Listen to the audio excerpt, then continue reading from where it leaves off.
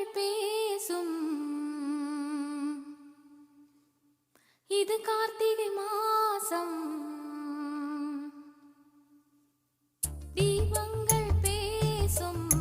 இது கார்த்திகை மாசம். மணிகள் போலவே அசைந்து ஆடுதே தீபமே.